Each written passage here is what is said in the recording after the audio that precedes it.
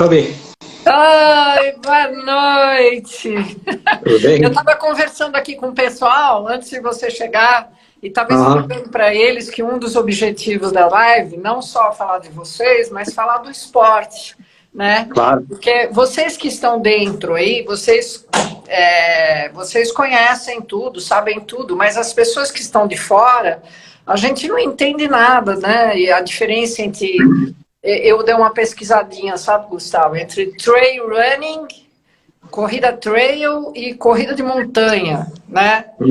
Então, apresentar um pouquinho o que é um, o que é outro, quais são os materiais e qual a diferença. Parece que um tem altimetria, o outro não tem. Eu não sei, eu não entendo nada disso. Então, primeiro eu gostaria que você se apresentasse. Legal. Bom, eu sou o Gustavo, eu pratico corrida de montanha há 7 anos. E de um tema que você falou, Fabi, é muito comum as pessoas confundirem corrida de montanha com corrida de aventura. Isso é bem comum. A corrida de aventura, ela é uma corrida onde exige que os atletas naveguem, então eles têm um mapa onde eles têm que chegar a um determinado objetivo. Eles geralmente praticam diferentes modalidades até chegar ao destino, né? Muitas vezes tem canoagem, ciclismo, rafting, corrida. Uau, tem rafting também! Muitas vezes tem também. Nossa. E aí esse é um esporte, né? O que eu pratico é a corrida de montanha mesmo, que a gente sai de um determinado ponto e corre em trilhas, né? Muitos dos organizadores de provas, eles privilegiam percursos com mais trilha possível, né? E aí muitas vezes a gente percorre caminhos muito difíceis, né? Muito técnicos, muito tortuosos. Zulu chegou! Olha o Zulu tá aí. Só. Deixa eu ver a câmera aqui. Fala, Zulu. Boa noite. Zulu, boa noite, prazer, viu? Agora Oi, sim. Tudo bom? Ele já estava explicando mais ou menos o que é, porque eu falei que a gente gostaria de explicar para as pessoas que estão ouvindo e que estão assistindo, que muitas delas não conhecem. E o objetivo da IEROS é conectar um esporte ao outro. A gente aqui nesse país só conhece futebol, então a gente gostaria de conhecer mais sobre os esportes que as pessoas praticam. Então, o Gustavo estava explicando. Gustavo, eu posso interromper um minutinho e pedir para ele se apresentar? Claro. Fala aí, Zulu. Olá, boa noite. Desculpa o pequeno atraso aí. Imagina.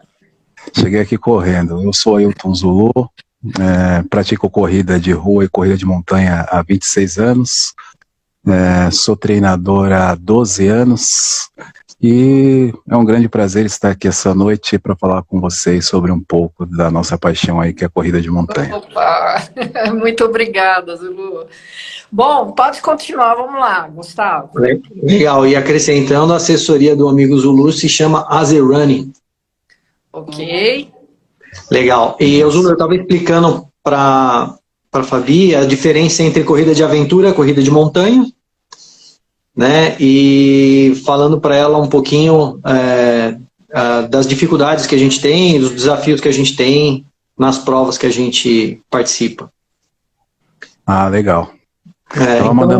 Tava mandando um aviãozinho aqui convidando os amigos para participar da live. Como é que é essa corrida de montanha? Então me explica. Quer falar, Zulu?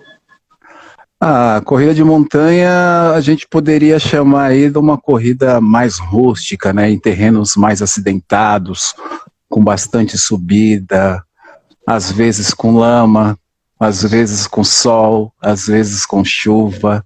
Então assim, olha, lá atrás, quando eu corria só rua e me falavam em corrida de montanha, eu achava uma loucura, né, porque quem corre rua não quer saber de subidas. E aí eu tinha alguns amigos que já corriam montanha, eu falava, esses caras são malucos, correr montanha não tem o menor sentido, né, você subir um morro tão difícil. E aí eu um dia resolvi conhecer, eu quase morri, né, caminhando ali para subir a montanha, Porque a gente acha que é praticante de atividade física e quando a gente vai fazer alguma coisa diferente, a gente percebe que o nosso corpo ele está adaptado àquela atividade. Mas não quer dizer que você está 100% condicionado, né? E eu fiz uma caminhada assim, eu falei, nossa, que negócio difícil. Mas eu me apaixonei pela corrida de montanha. A corrida de montanha não tem meio termo, ou você ama ou você odeia. E eu acho que a maioria das pessoas amam, porque o contato com a natureza não tem nada melhor, né? As pessoas, a convivência é totalmente diferente, né? E aí é uma coisa que eu pratico já desde 2010, só corrida de montanha. Praticamente não estou nas corridas de rua.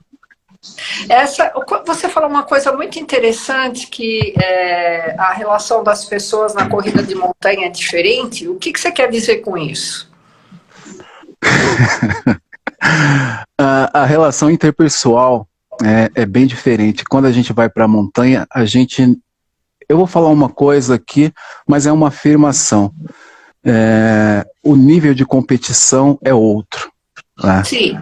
Existe mais uma solidariedade em um querer compartilhar da mesma trilha e ajudar o outro do que estar ali preocupado se vai chegar na sua frente ou não. Então, na montanha as pessoas conversam muito, né? Elas compartilham de experiências ao longo da montanha, isso é muito legal. Pessoas que você muitas vezes nunca viu, que ali está do seu lado, você começa a bater um papo, isso não tem na corrida de rua. E eu pratiquei corrida de rua desde 1996, então eu ia para as corridas, muitas vezes sozinho, e ali terminava a minha corrida, era preocupação com o relógio, fazer um recorde pessoal. Quando terminava a corrida, eu pegava minhas coisas e vinha embora. Muitas vezes não dava nem um bom dia para ninguém, então era uma coisa meio frenética. Uma falta de sociabilização, é isso. Exatamente, e a corrida de montanha, a gente tem essa necessidade de ter compartilhar aquele momento, porque muitas vezes aquela pessoa que está ali do seu lado, ou atrás, ou na frente, vai ser alguém que vai poder te auxiliar em um momento de emergência. Então você chegou no ponto que eu queria botar uma parte. Você sabe que é um sentimento que eu tenho desde muito pequenininha, porque meu pai foi um precursor da pesca submarina aqui no Brasil, e a minha vida inteira eu passei mergulhando, pescando, fazendo pesca. E esse é um sentimento muito forte de cuidar do outro, porque o cuidar do outro é uma maneira de sobreviver, né? Então, você não pode deixar seu colega ao léu, nem em perigo, e nem nada disso. Você tem que mergulhar a dois e você tem sempre que estar de olho no outro para saber se está todo mundo bem. Porque nós estamos num lugar inóspito, né? Que representa, que tem muitas, como é que eu poderia dizer, desafios e, digamos, perigos, e o cuidar um do outro representa uma unidade de sobrevivência. Então, eu imaginei que fosse um pouco isso. Uhum. E o Fabi, só para complementar, né? A gente se conheceu de uma forma parecida. Eu e a minha esposa, a gente queria conhecer as trilhas de Paranapiacaba. E a gente sabia que o Zulu e a equipe deles, eles treinavam muito lá. E aí a gente entrou em contato com eles, né? E eles nos convidaram. Não, vem aqui, vem treinar com a gente. Vem tal dia. A gente foi lá, totalmente bicão, né? E aí a gente participou de um treino da assessoria dele. E aí a gente passou a conhecer Paranapiacaba lá, as trilhas fantásticas. E depois disso a gente passou a fortalecer a amizade. Então, o que o Zulu falou é verdade. Existe sempre esse espírito de solidariedade, de amizade na corrida de montanha. Eu não posso falar de asfalto, que eu nunca corri, mas em montanha, com certeza, existe esse espírito, sim. Ah, que bom. Mas, retomando lá a corrida de montanha, você pode me falar um pouco mais assim, como é que eu poderia dizer, na prática, né? Uhum. O que é exatamente? Eu dei uma olhadinha, diz que tem uphill, downhill e desnível positivo. Eu não entendi nada. Você pode explicar? Claro. É assim, quando a gente define os nossos objetivos de treinamento ou as provas nas quais a gente quer participar, existem alguns aspectos que a gente leva em consideração, né? Um deles é a distância, claro, como todo corredor, mas, como o Zulu comentou, tem uma característica muito importante da corrida de montanha, que é o desnível positivo. Cada prova, como tem muita subida em montanha, é muito importante você levar isso em consideração. Porque O que é um desnível positivo? Tá, o deslocamento que você faz total Sei. de um terreno, em metros. Então, quando você olha uma prova, pode ser uma prova curta ou pode ser uma prova longa, mas o desnível, ele pode mudar completamente o tamanho do desafio que você enfrenta. Às vezes a prova ela é curta, mas ela pode ter um desnível altíssimo, como por exemplo... O desnível tanto pode ser ascendente como descendente.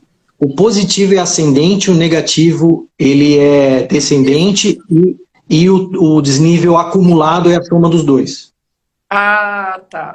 Entendi. E aí, então, quando você olha as provas que você quer participar, você tem que levar isso em consideração. A distância, o desnível é muito importante, porque isso muda completamente de uma prova para outra, e também o tipo de terreno que você está enfrentando, né? Porque muitas vezes você pode ter um terreno mais regular, um terreno mais acidentado, isso também aumenta bastante a complexidade e a dificuldade da prova. Essas provas são em trilhas ou são só... tem trilha para essas provas? Como é que é? Existem algumas provas que elas são mais estrada de terra. Sei. Né? Que são provas mais rápidas e que elas costumam ser uma porta de entrada para quem está migrando da corrida de rua para montanha. Para iniciante, digamos. Que assim, eu não diria iniciante, mas cada pessoa tem uma característica. Tem atletas que são muito rápidos, então eles se dão bem em provas mais rápidas, então eles podem preferir esse tipo de terreno. Entendi. Mas também pode ser para uma pessoa que está fazendo essa migração, né? Como uma transição. Depois existem provas que possuem bastante trilha, né? Mas pode ser com um desnível, positivo baixo. Também pode existir provas que são extremamente difíceis, com um desnível muito alto, terreno muito técnico. Existe uma outra característica também, Fabinho, em corrida de montanha, que é assim, existem provas na qual a organização provê um apoio a cada X quilômetros, né? Então, a cada X quilômetros você vai encontrar alguém que te oferecendo água, algum tipo de alimentação, é um ponto de apoio. Existem outras provas que não oferecem nada. Você tem que ser autossuficiente, você tem que carregar tudo e do início ao fim. É essa prova que você estava falando que você faz de autossuficiência. Tem a que eu vou fazer na semana que vem, é autossuficiente, tem só um ponto de apoio, mas ela é autossuficiente, né? Então, esse é um outro aspecto que tem que levar em consideração quando você define uma prova também. Porque quando a prova é de autossuficiência e você tem que carregar boa parte dos seus equipamentos, isso aumenta muito o peso da sua mochila. Sim, imagino que quanto mais longa for a prova, mais pesada com o passar do andar lá da sua corrida vai ficar, né? Exato. Quais são os equipamentos que você leva dentro da sua mochila? Uma prova de autossuficiência, por exemplo, a gente leva alimentação. Oi? Zulu, tá ouvindo, Zulu? Zulu, você tá ouvindo? Acho que o Zulu tá com problema de conexão. Ele tá com sinal ruim. Eu não sei qual que é, se é a minha internet ou se é do Gustavo, tá com sinal ruim. Quem que tá com a internet ruim aí? Eu acho que é a sua, Zulu. A imagem dele tá travando. Zulu. Bom, vamos continuar. Se ele voltar, você tá ouvindo bem aí, Zulu? Oi. Acho que o seu sinal tá ruim. Tá legal.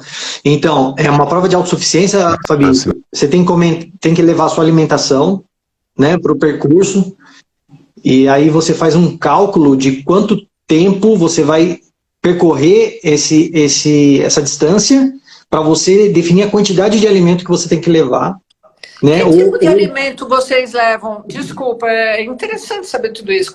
Que tipo de alimento vocês levam? É gel? O que é? Barrinha? O que é? Ó, na prova da semana que vem, eu vou levar gel de carboidrato, eu vou levar lanches pequenos, eu vou levar paçoca, eu vou levar bananinha, eu vou levar no meio do caminho eu vou encontrar um drop bag com uma pizza e chocolate, e eu vou levar outro gel com cafeína, porque vai ser uma prova longa, eu vou percorrer a noite toda, então a cafeína vai ajudar. Quantos quilômetros são? São 80. Aff, Maria, você vai correr 80 quilômetros numa tacada só? Uma tacada só. Quanto tempo isso leva, mais ou menos? Eu quero fazer até 19 horas. Nossa. Até 19. Aí eu vou largar às 8 horas da noite, na sexta-feira da semana que vem, e espero terminar em 19 horas. Mas espera aí, você vai correr a noite inteira, Gustavo? Mas como é que você faz? Você tem aquelas lanterninhas? Como é que funciona? Isso. Na prova da semana que vem, além da alimentação, hidratação, tem ponto de hidratação natural no meio do caminho. Então, essa é uma outra coisa. A gente tem que planejar também a quantidade de água que carrega até o próximo ponto de hidratação. Então, tem todo um planejamento. Porque ao mesmo tempo que você não pode faltar água, também não pode carregar muito, porque aí pesa. Então, além disso, a gente tem que carregar equipamento de segurança. Então, em termos de segurança, a gente tem que levar uma lanterna reserva, por exemplo, ou bateria reserva. Nós temos que levar uma segunda pele térmica, uma calça, precisa levar, tem que levar um anorak, né, caso chova, impermeável. Tem que levar luva, tem que levar um apito, tem que levar cobertor de emergência. Isso é para chamar o pessoal, se tiver algum problema.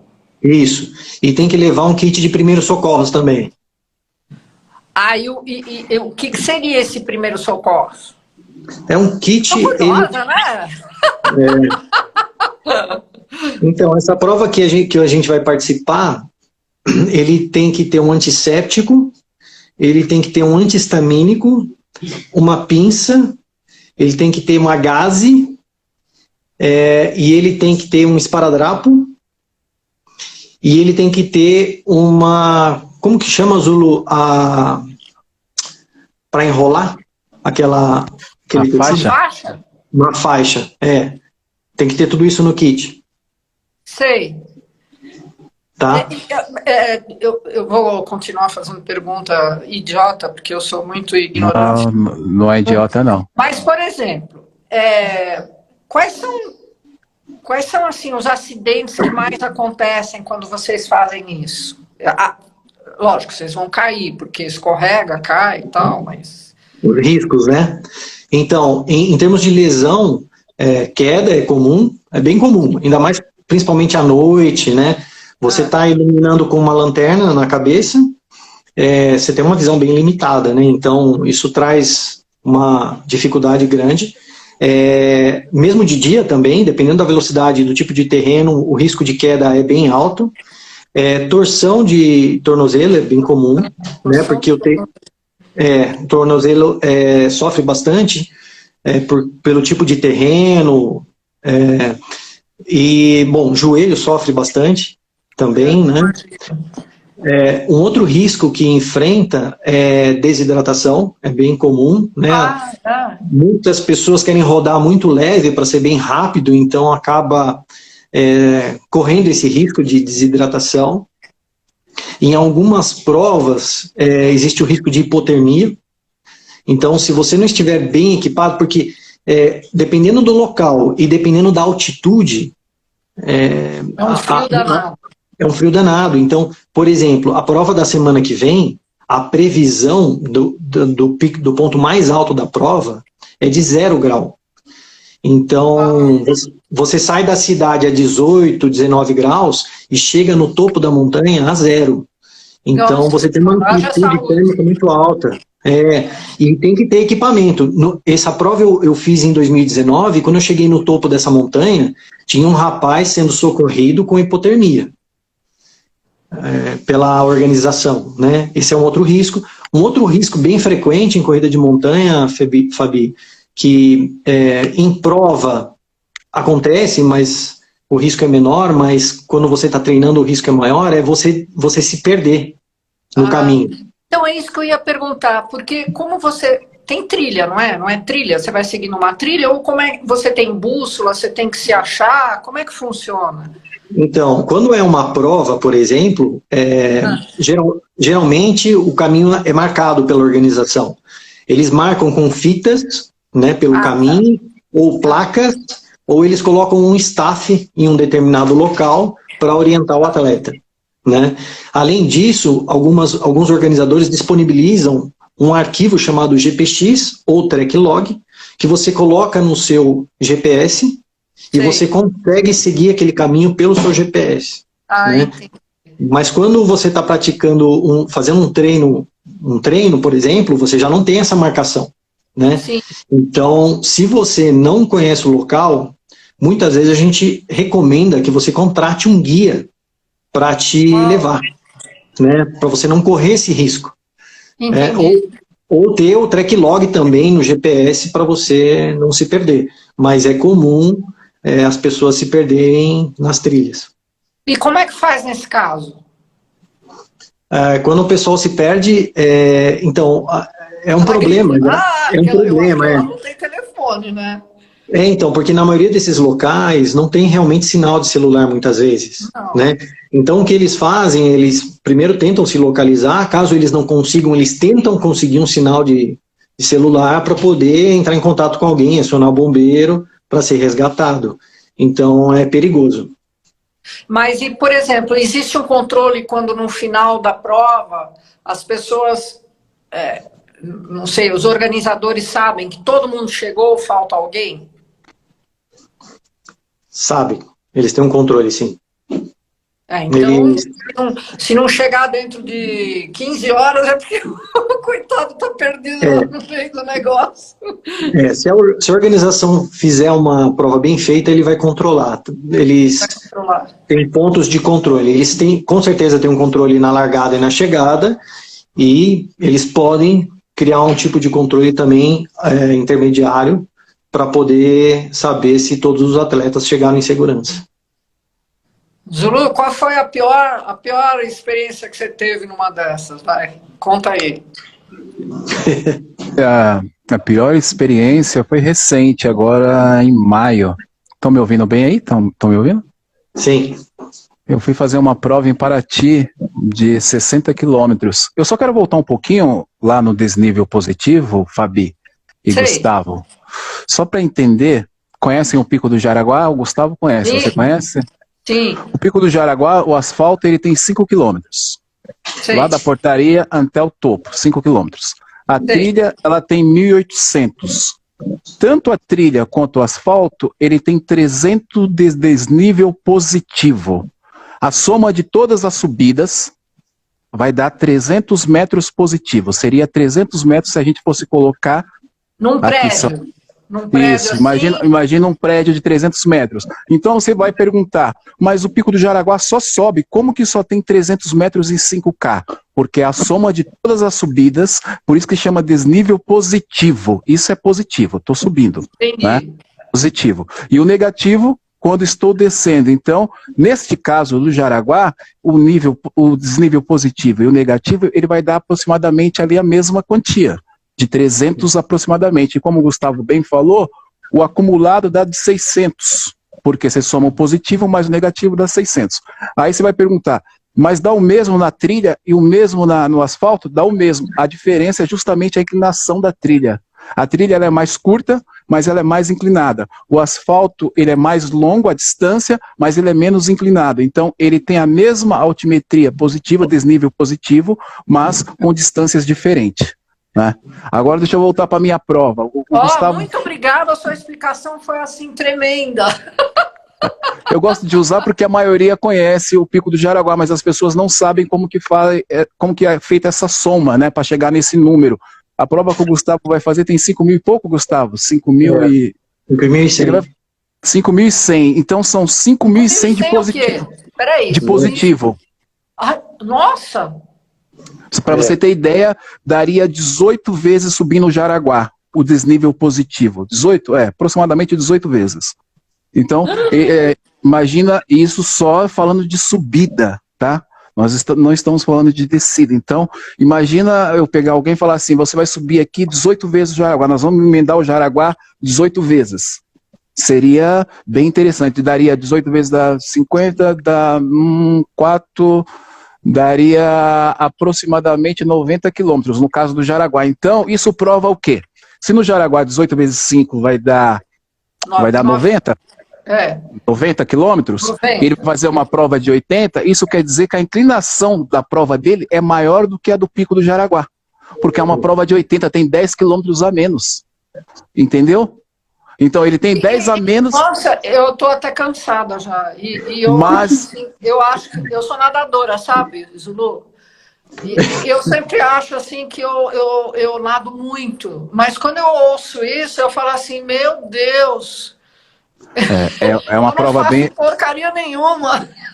É uma prova bem difícil, assim. Mas voltando, você perguntou qual que foi a pior situação que eu passei, foi nessa prova. A prova a gente subiu, então você imagina uma pirâmide. Nós subimos, teoricamente, a maioria das provas, a subida vai ser o mais difícil.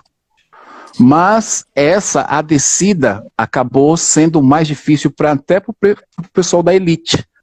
Então, quando eu imaginei que a prova ia ficar, porque o terreno era muito técnico. O que é um terreno técnico? É um terreno que tem muito buraco, que ele tem muita grama tampando os buracos, então você não consegue ver o local que você está pisando, né? Então, requer um cuidado muito grande, porque a torção de tornozelo, quando você faz um trabalho...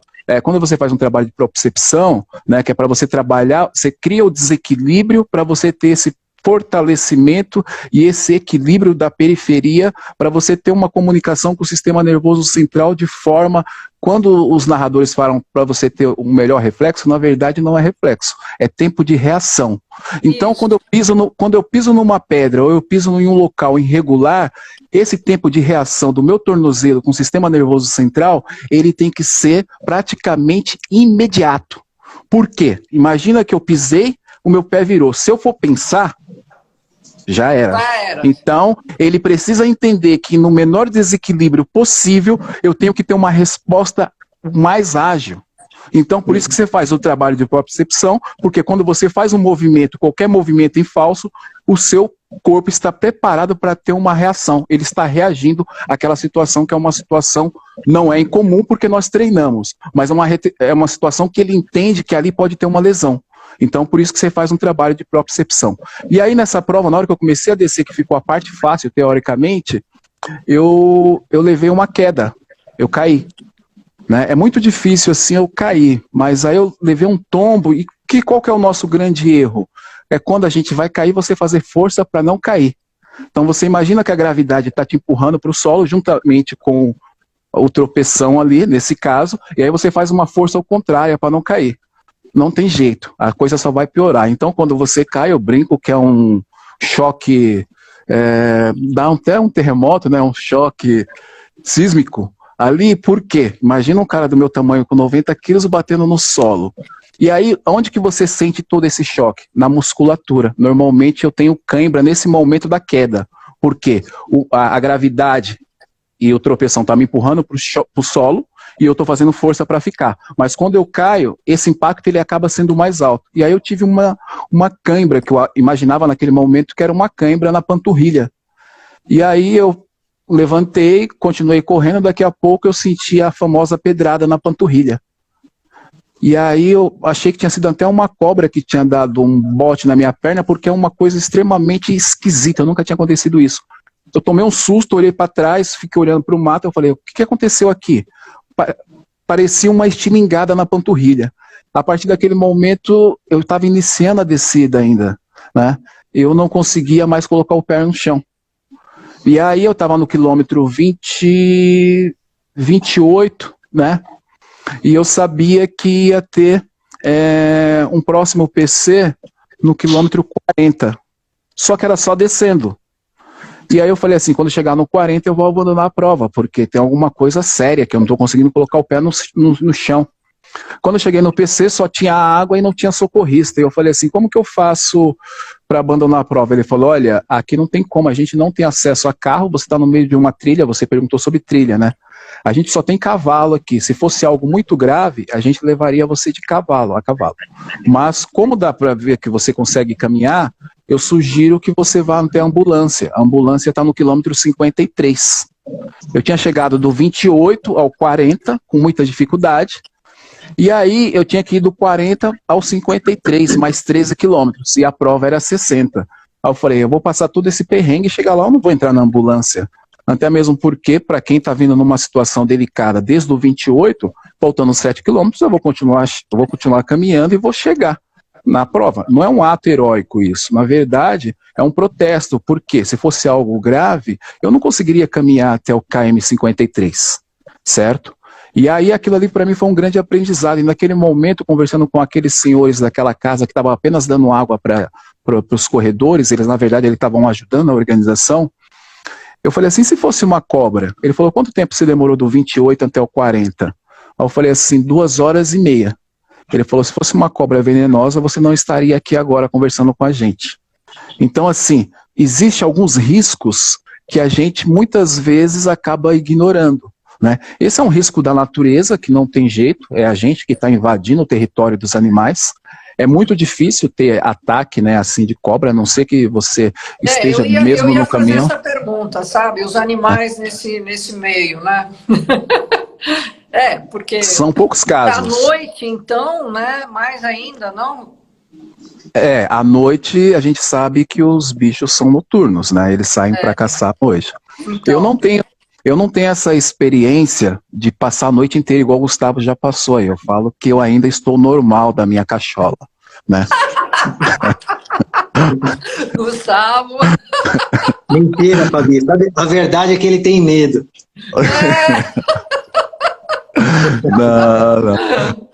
Não, mas a dificuldade de correr na montanha é muito alta. À noite, essa dificuldade ela vai para umas 3 vezes mais. Até Sim. porque você não consegue ver o solo, né, onde você está pisando praticamente, e aí a velocidade ela fica muito reduzida. Então, Sim. é muito tempo em atividade, e eu tenho vários alunos que gostam de fazer ultramaratona, mas eu falo assim, eu prefiro dormir à noite, né? A noite foi feita para dormir. Enquanto vocês estão aí na montanha, eu prefiro estar aqui dormindo. Mas existe risco, né? Existe tanto o risco de você ter uma torção, de você ter uma queda, quanto o risco dos próprios animais mesmo. Bom, e como é que acabou a história? Você andou até o quilômetro 53? Eu andei até o 53, lá era a ambulância e o posto de água, eu parei para tomar uma água, e aí imaginei que seriam só mais 7, mas a prova não tinha 60, ela tinha 64.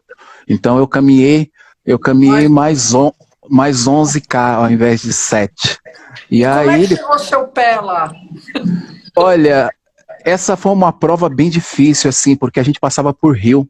E quando você passa por rio, aquela areia, aquela terra, ela vai entrando dentro do tênis. E aí foi comendo os meus dedões, a areia foi comendo os dedões. Então chegou uma hora que eu não conseguia mais praticamente caminhar porque já estava em carne viva. Aí eu tive a brilhante ideia de tirar o tênis, né? Só que uma vez que você tira o tênis, você não coloca ele de volta, porque eu não conseguia mais caminhar porque os dedões estavam em carne viva. Aí eu tirei, aliviou muito a dor do contato do tênis com os dedões. Só que teve muitos lugares que eu passei que tinha muita pedrinha. E aí você pisar descalço naquelas pedrinhas dói, né? Então era vários momentos você dando aqueles saltitos, tipo, a gente brinca que é um cabrito, né? Porque aqui, imagina embaixo do seu pé, você furando o pé ali naquelas pedrinhas. Mas foi melhor que com tênis. Isso. Então a gente tem várias histórias, né? Mas... Olha, Zulu, eu acho que vocês fazem um esporte que é a autoflagelação. Basicamente. Vocês gostam de sofrer, né? Mas é um Não, mas sofrimento gostoso. Mas você falou que vocês usam tênis, eu pensei que vocês usassem uma bota mais alta que pegasse até o tornozelo para proteger. Não, não é assim. Não. A bota quem usa é o pessoal do trekking, né? Que é o pessoal da caminhada. Eles utilizam a bota, que é uma Ah, o bota pessoal da mesmo. caminhada É. utiliza a bota. Pra gente, a bota, ela teria uma grande dificuldade, porque você precisa ter uma mobilidade de tornozelo, Sim, né? sim. E a bota, ela não permite que você tenha essa mobilidade. Para quem vai correr é muito ruim. Para quem vai caminhar, não. Porque realmente você não precisa de tanta mobilidade do tornozelo para fazer aquela caminhada na montanha. Sim, Agora, para correr, não. Para correr, você precisa desse movimento. A articulação do tornozelo, ela é extremamente importante, principalmente quando você está em terreno muito acidentado, instável, que você precisa ter essa adaptação da sua pisada conforme você vai entrando naquele terreno ali. A diferença é que a gente usa um tênis com gripe, que seria, vamos, popularmente, não é o grampão. O grampão a gente usa no gelo, né? Tem até uma prova que nós fizemos em 2018, né, Gustavo? 2018? No Chile, não. 2019. A pandemia faz a gente ficar perdido no tempo. A distância que o Gustavo ia fazer lá eles pediam que você usasse o grampon, porque aí você ia passar no gelo mesmo. Mas em outras situações, você usa um tênis que ele tem, falando de forma popular para a pessoa entender, seria igual uma chuteira. Ele tem um gripe, que são os cravos, na verdade, para você ter uma garra, para você ter uma aderência maior na parte de terra, principalmente se essa terra estiver molhada com lama. Então, o nome, vamos falar assim, científico é gripe, mas o nome popular as pessoas chamam de cravo, de pino, de chuteira, trava, né? É para segurar um pouco para você não escorregar, é isso? Para não escorregar. Isso dá uma aderência até no terreno seco, né? Principalmente na hora de descer. Ele te dá uma segurança maior. Então o acessório, o equipamento, ele é muito importante. A gente fala de segurança em relação à natureza, mas o que a gente utiliza, como o Gustavo bem lembrou aí, um anorak, um corta-vento, uma segunda pele, você ter lá no drop bag roupas secas para você poder fazer essa troca, né? No kit de primeiros socorros a gente leva também uma manta térmica, que é aquela manta que as pessoas utilizam, normalmente quando tem acidente, os bombeiros utilizam. Para hipotermia. Para hipotermia. Só que assim, as pessoas às vezes elas não sabem como utilizar isso, porque não adianta você ter um kit de primeiros socorros com 10, com 20 e não saber usar, porque imagina que eu estou com uma roupa molhada, né? O que eu faria numa situação de risco? O ideal seria eu tirar aquela roupa, pegar essa manta, cobrir o meu corpo e aí depois colocar essa roupa molhada por cima. Por quê? Você tem que evitar com que a pele tenha troca, né, com o meio externo. Para você não perder, o seu corpo não perder calor. Então isso é interessante as pessoas terem esse conhecimento, porque muitas vezes a organização pede, e aí quando eles não têm uma assessoria, não tem alguém que orienta o que serve, para que serve aquilo, no momento de emergência, as pessoas ficam à mercê. Se não tiver ali um staff, um socorrista, elas vão ficar sem saber o que fazer. Uma outra, só para você entender, eu estava numa prova recente, e a prova pedia o antihistamínico, né, que é um antialérgico, para você levar ali, porque o que é mais comum em corridas de montanha e o mais perigoso não é a onça, não é a cobra, são os pequenos insetos. Abelhas. Abelha é extremamente, assim, vamos falar, um dos maiores perigos que existe na montanha, porque tem pessoas que são alérgicas. Né? Então imagina você tomar 5, 6... nem saibam. Saibam, exatamente. E aí, quando eu estava nessa prova, esse rapaz pegou e falou assim para mim assim, você sabe me dizer que hora que eu tenho que tomar esse antihistamínico? Eu falei assim, como assim? Ele falou, não, é que a organização pediu e eu não sei que hora que eu tenho que tomar. Aí eu falei, não, ela pediu para que você, se tiver uma situação de emergência, você tome. Mas não quer dizer que você tenha que levar e tomar, né? Normalmente, o meu kit de primeiros socorros, graças a Deus, o que eu faço é sempre trocar. os medicamentos, as situações, porque acabam vencendo, ela não tem necessidade de usar, graças a Deus. Mas a gente vê várias situações de pessoas que necessitam. E uma das coisas que é importante falar, o kit de primeiros socorros, entrando na parte de medicamento, aquilo é meu. Eu não posso compartilhar.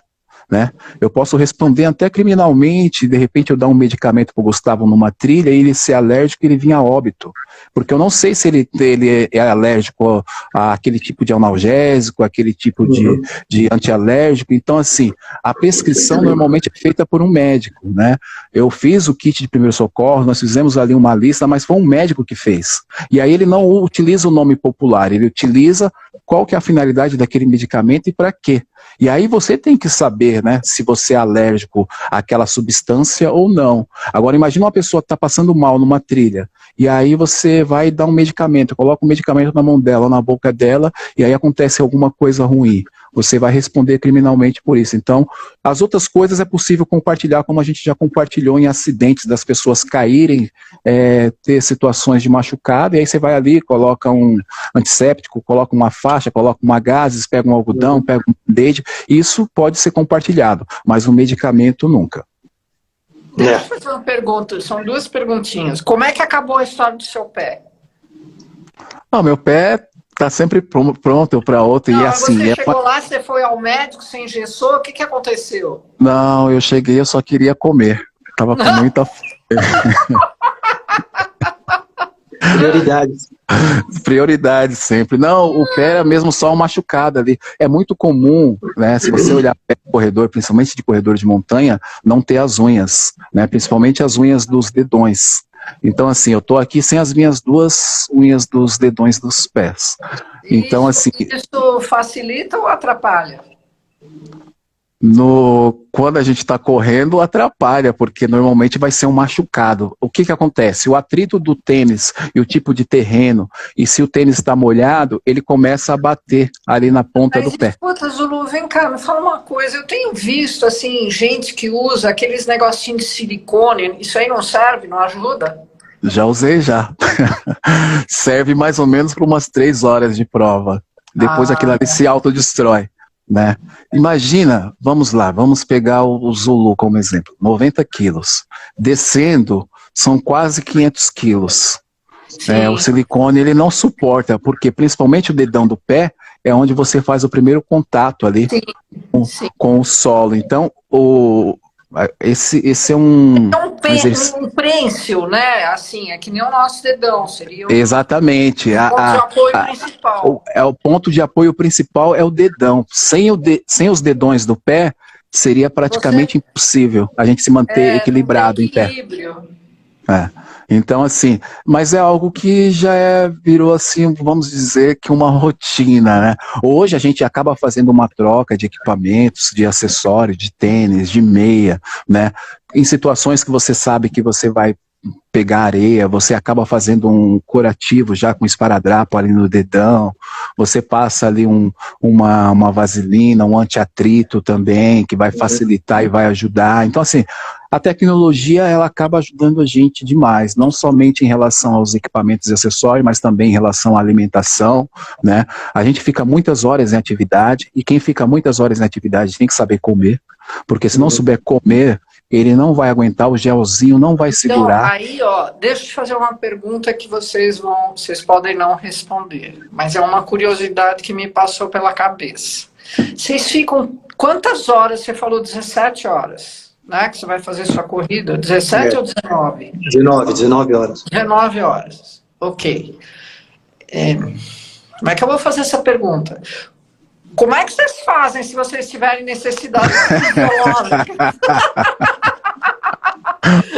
Vou te contar uma história em relação a isso. Logo no começo, que a gente estava... No começo que a gente começou a participar de prova de montanha, a gente foi numa prova em Campos de Jordão. Sim. E aí a gente sabe que a gente vai passar muito tempo, né, no meio do mato. Então é claro que a gente procura ir no banheiro antes, né? Sim. E aí, só que essa prova era num local remoto, então antes de chegar nesse local remoto, a gente queria passar em algum lugar para ir no banheiro, porque a gente estava na estrada 2 horas e meia, né? E aí eu estava num carro, o Zulu no outro. Aí a gente ligou para o Zulu e falou assim, ó, a gente quer ir no banheiro aqui, antes de ir lá para a prova, né, para ir no banheiro aqui. Aí o Zulu falou assim, não, lá tem banheiro. Vamos embora que lá tem banheiro. Tá bom. Aí nós fomos. Aí chegamos no local da prova, Não tinha banheiro. descemos do carro, aí a gente falou, Zulu. E essa prova era no topo da montanha. A largada era no topo, bem no alto, assim, um lugar bem bonito, chamado Pico do Itapeva. Aí a gente falou, Zulu, cadê o banheiro? A gente olhava para um lado, para o outro, não tem. Ele abriu os dois braços assim, ó, no topo da montanha e falou assim, ó, tudo isso aqui é banheiro, ó. Aí eu olhei e falei, não acredito. Eu podia ter ido lá num restaurante, num posto de gasolina, numa padaria. Não, tudo aquilo era banheiro. Adivinha, a gente vai pro mato, filho. É o jeito que a gente faz. E aí vocês resolveram assim, no meio da natureza. Então vocês carregam papel higiênico também? Carrega. Carrega tudo. Papel higiênico, lenço umedecido, tudo que você imaginar. No kit de primeiros socorros vem tudo isso. Vem tudo. Lenço umedecido, papel higiênico, gases, algodão. É um kit bem interessante. É isso aí. Tem mais ou menos uma corrida assim? Quantas pessoas participam? Depende, Fabi. Depende. Depende da prova, depende do local, da época do ano. Na prova que eu vou participar na semana que vem, tem 1.600 atletas. Em 4 distâncias, se eu não me engano. Sei. Vai ter 15. Vamos lá. Quanto que custa uma prova dessa? Que você paga de inscrição? O preço varia de acordo com a distância. E, é claro, de acordo com a organização, né? Mas as provas... as menores distâncias gira em torno de 200 a 350 reais. Distâncias médias de 400 a 600 reais. E as distâncias longas de 700 a 1.000, 1.100 reais, mais ou menos. Porque você tem que pagar toda a parte de staff, enfim, de organização mesmo, né? E isso custa caro. Gira em torno dessa faixa, mais ou menos. Sei. E a faixa etária das pessoas que participam disso, qual é? Bom, tem, assim, várias, mas não é muito comum ver pessoas muito jovens, como em corrida de rua, por exemplo, né? Corrida de rua você vê pessoas jovens também, mas na corrida de montanha tem os jovens, mas não são muitos. Eu diria, não sei a opinião do Zulu, mas eu diria que a maior quantidade de atletas está na faixa dos 30 aos 50 anos, né?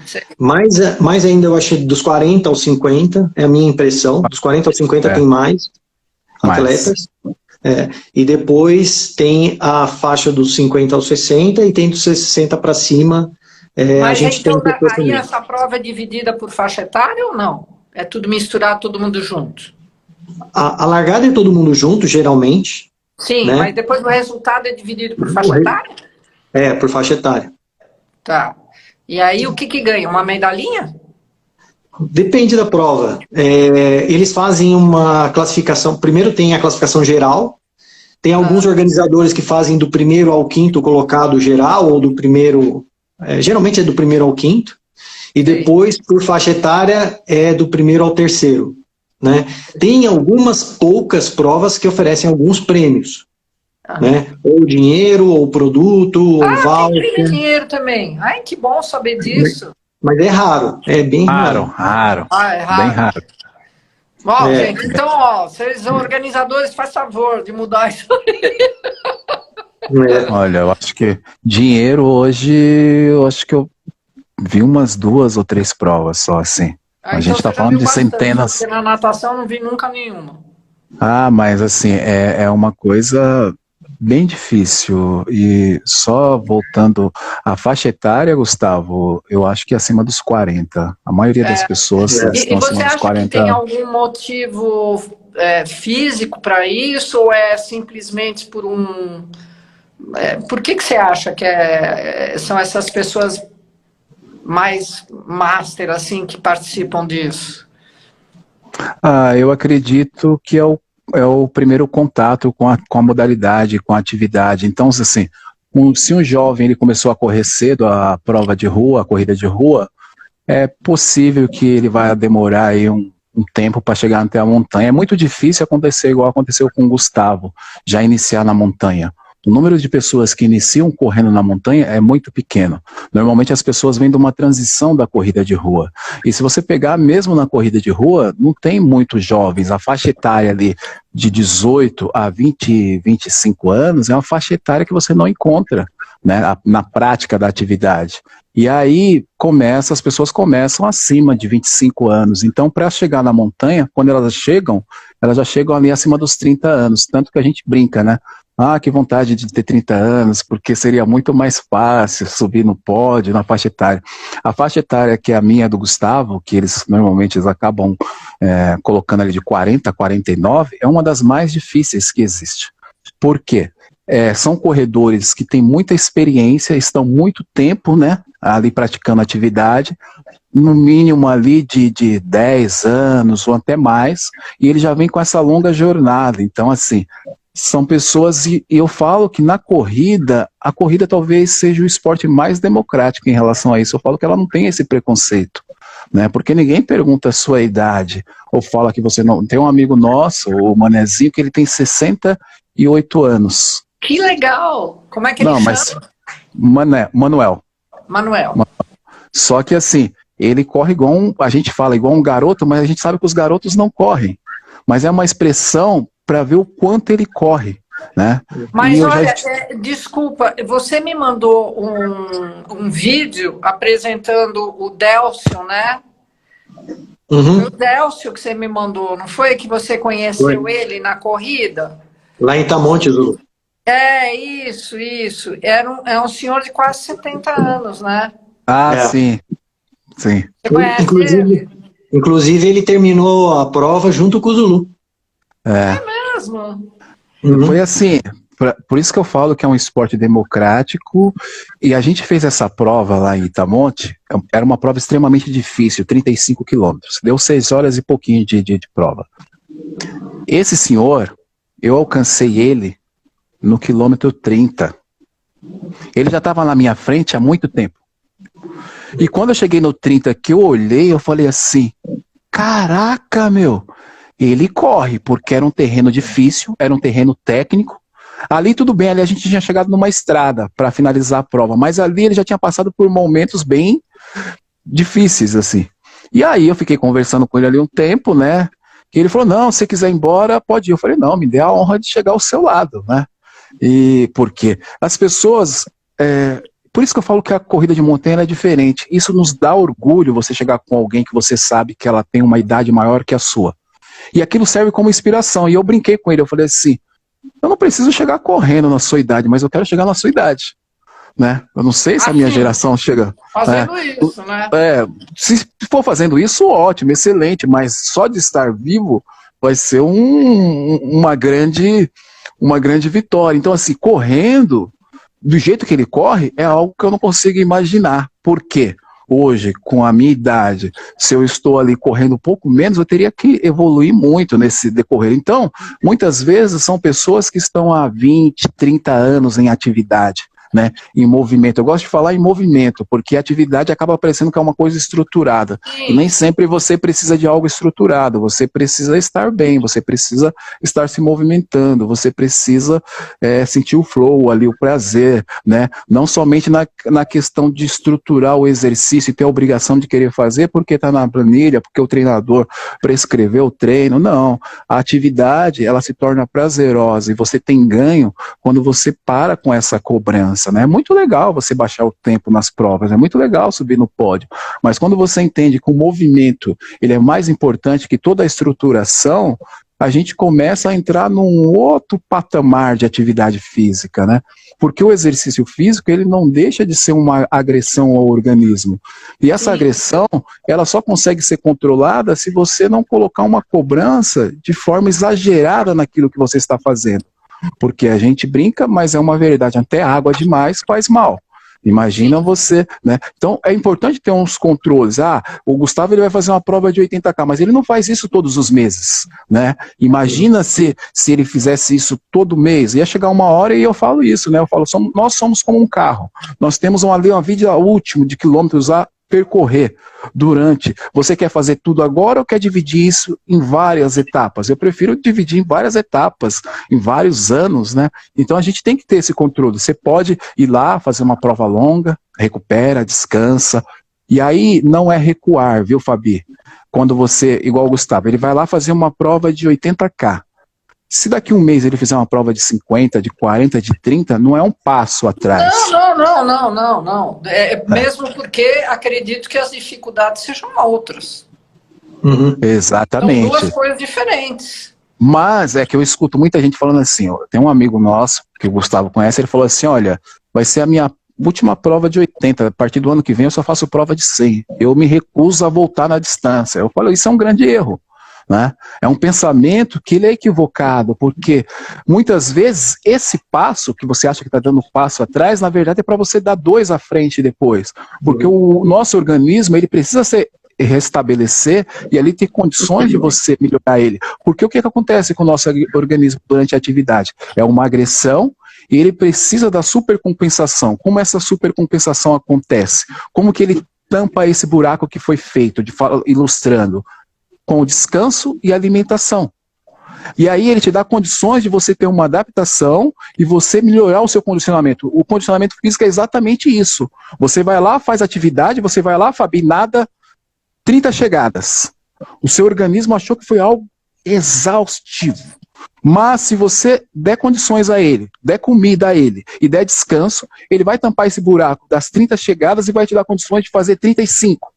Depois ele vai. É lógico que existe um limite, né? Dentro da ciência, dentro da fisiologia. Mas, dentro desse limite, a gente consegue alcançar várias metas. Mas você precisa de uma maturação, você precisa de um tempo. Eu falo que correr é como cozinhar. Existe um tempo. Se você demorar muito, vai queimar. Se você tiver muita pressa, você vai comer cru. Você sabe que eu vou entrar nesse mérito aí. Nós estamos vendo cada vez mais atletas que alcançam 38, 40, sobretudo na natação. Você sabe que na natação a gente é master precoce, 25 anos, você imagina, né? Só que o que a gente está assistindo hoje é que existem cada vez mais nadadores com 35, 38, você vê com 42, né? Que está aí disputando prova de 50 livre no Mundial. Então, isso foi comprovado de que a atividade física ela tem que ser feita de maneira intensiva e com volume, para que você consiga aumentar a sua capacidade de vida, de performance. Entendeu? Então, se você mantiver o volume e a intensidade, independentemente da idade, você vai conseguir com que a sua performance ela seja também, talvez ela não seja assim exponencial, mas ela vai continuar linear. E a partir do momento que, mesmo que seja linear, mas a tua idade aumenta, você está tendo uma otimização. Entendeu? Então, eu acho que esse conceito de... Eles vão ter que rever, por exemplo, em muitos esportes, esse conceito de master, de 25, de 30, 35, porque é isso que está acontecendo. Nós não estamos mais ficando velhos como os velhos de antigamente, entendeu? Esse conceito de velhice já mudou, já não é mais o mesmo. Né? É verdade. Não é verdade? Então, eu vejo na natação, que é o esporte que eu pratico todo dia, a gente vê pessoas assim, uma certa idade que fazem coisas que você fala assim, gente, essa pessoa deveria ser objeto de estudo, porque é algo assim fenomenal. Fenomenal. Mas quando você vai assistir, ver de perto o que essa pessoa faz nos bastidores, essa pessoa treina, sabe? Um volume e uma intensidade que ela não abre mão disso, apesar da idade que ela vai alcançando. Uhum. E com isso ela mantém uma performance assim absurda. Se você, o desnível que vai tendo, que vai se criando entre uma pessoa dessa e uma pessoa sedentária, ou mesmo aquela que pratica um esporte, porém moderadamente, está sempre sendo assim cada vez maior, entendeu? Ô, Fabi, mas não precisa ir muito longe. Eu lembro quando eu tinha 18 anos, eu comecei a correr com 18 anos, né? Eu treinava pouco e corria muito. Ó, de repente vai cortar aqui. Se cortar, eu vou ligar de novo, tá? Ok. Tá bom. Porque o nosso papo aqui tá muito bom.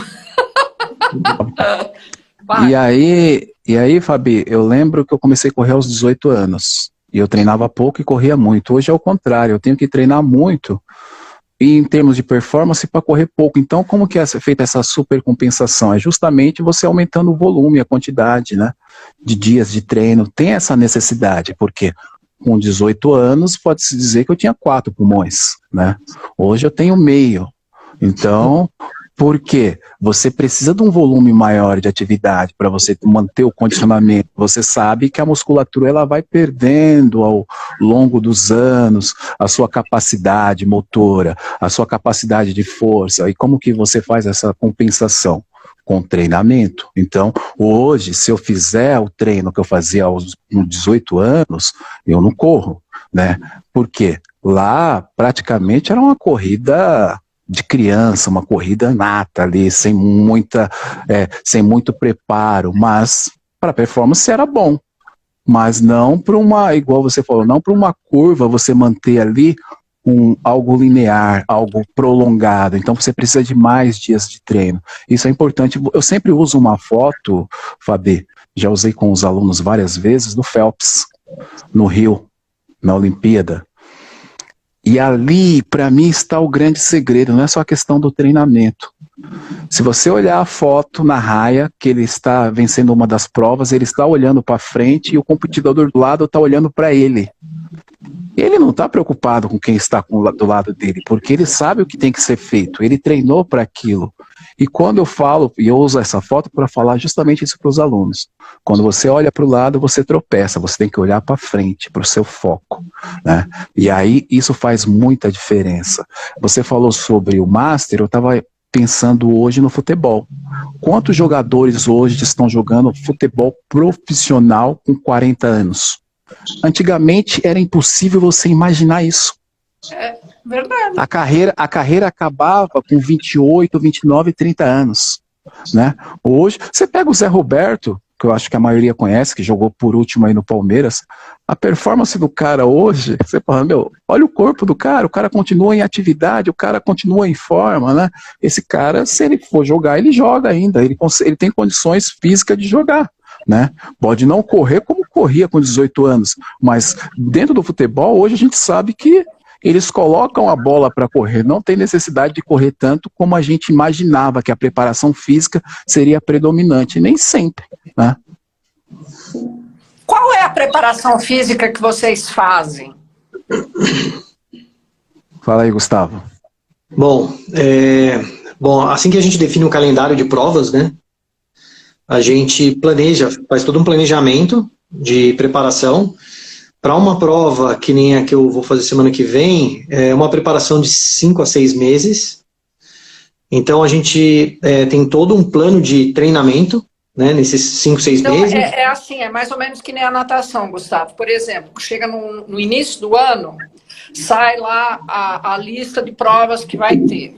Piscina longa, piscina curta. Aí eu vou lá e escolho minhas provas. Aí eu vou lá no meu treinador e falo assim, olha, são essas provas que eu vou nadar, então nós vamos treinar para isso. Aí existe todo um planejamento com periodização. Para vocês também é a mesma coisa? Exatamente, é igualzinho. Aí faz a periodização, e aí você, né, geralmente fazendo aquela progressão, né, de volume, de intensidade, até chegar próximo à prova. Próximo à prova você começa a fazer uma recuperação, né, para poder chegar descansado no evento. Além disso, tem toda uma preocupação com a alimentação também, né, a nutrição. Quando você faz uma atividade muito desgastante, né, você precisa ter uma suplementação, né, muitas vezes. Então, existe também todo esse planejamento da suplementação. Mas esse treino, ele é feito aonde, Gustavo? Esse treino diário? Vocês fazem isso aonde? Então, geralmente, eu corro de 3 a 4 vezes por semana. Sim. Durante a semana, eu faço os treinos no asfalto mesmo, que é o mais rápido, né?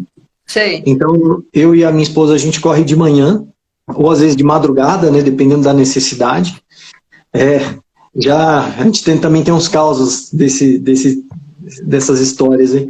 Mas a gente faz no asfalto durante a semana, e final de semana, que a gente faz o treino mais longo, aí sim a gente vai para as trilhas. Entendi. Tá? E aí a gente faz, então, chega um momento de alto volume, a gente corre 4 vezes por semana, terça, quinta, sábado e domingo.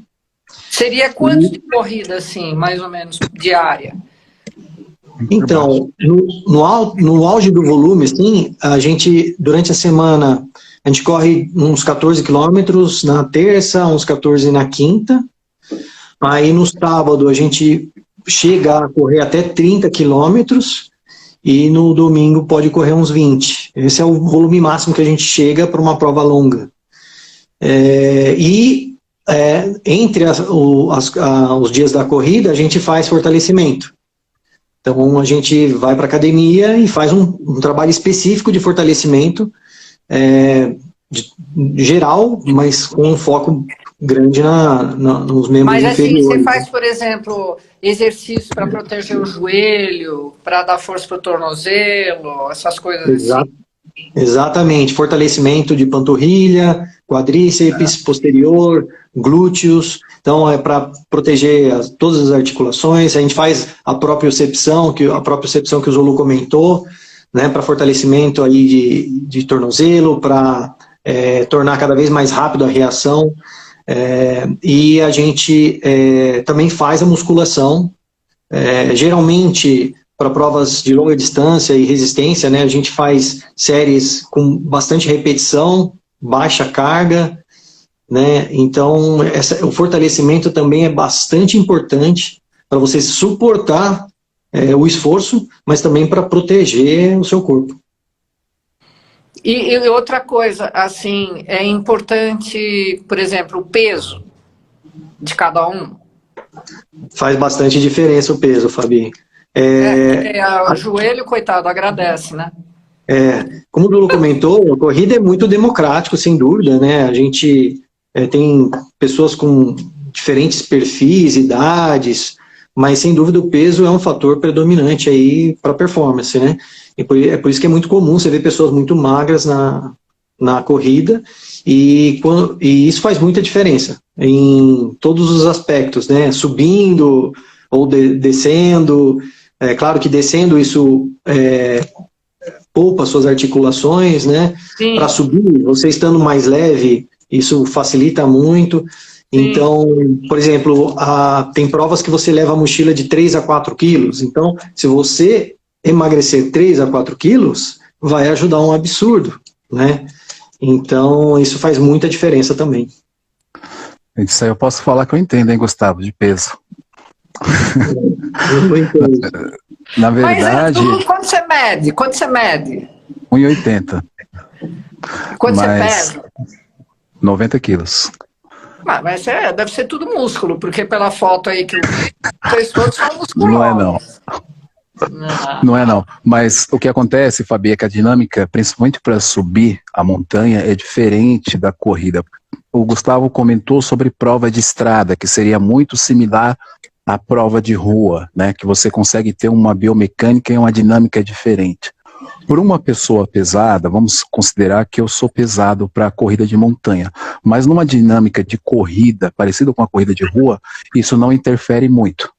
Mas para subir a montanha, você precisa elevar o joelho, você mexe com o joelho e com o quadril. Então, na verdade, a todo momento você está subindo com o seu peso.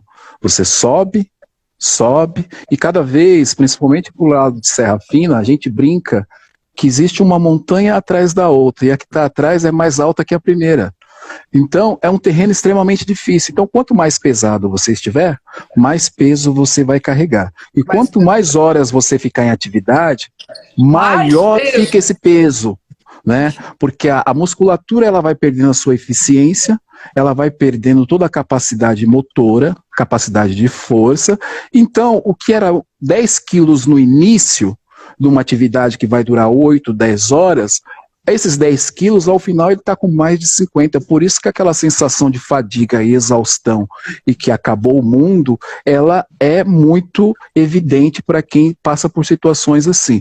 Para descer, a gente sabe que há mais ou menos 6 vezes o seu peso corporal quando você está descendo em uma velocidade razoável ali. Então é como o Gustavo falou, se você está mais pesado e você está com mais gordura naquela parte da posterior, anterior de coxa, a chance de você sobrecarregar as articulações é muito maior.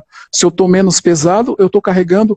Hoje a gente considera a gordura não um fator predominante e essencial como eles imaginavam antigamente, que eles saíam para caçar e precisavam comer e acumular gordura para ter energia e até ser um isolante térmico para quem vivia no tempo das cavernas. Hoje a gente já não tem mais essa necessidade de ter a gordura como fator predominante de energia, porque a gente está comendo a todo momento, né? A industrialização trouxe essa facilidade. Então eu brinco, que essa gordura que eu guardei hoje, possa ser que eu não use ela nunca, porque eu estou sempre fazendo uma reposição, e a gente em atividade também faz isso, além de comer, está fazendo uma reposição de carboidrato, né? Então, a gente pode considerar que o excesso de peso hoje ele acaba sendo desnecessário para a prática de atividade. É lógico que, como o Gustavo falou, é um esporte democrático, mas a gente precisa tomar esses cuidados, porque o que saiu um estudo recentemente falando sobre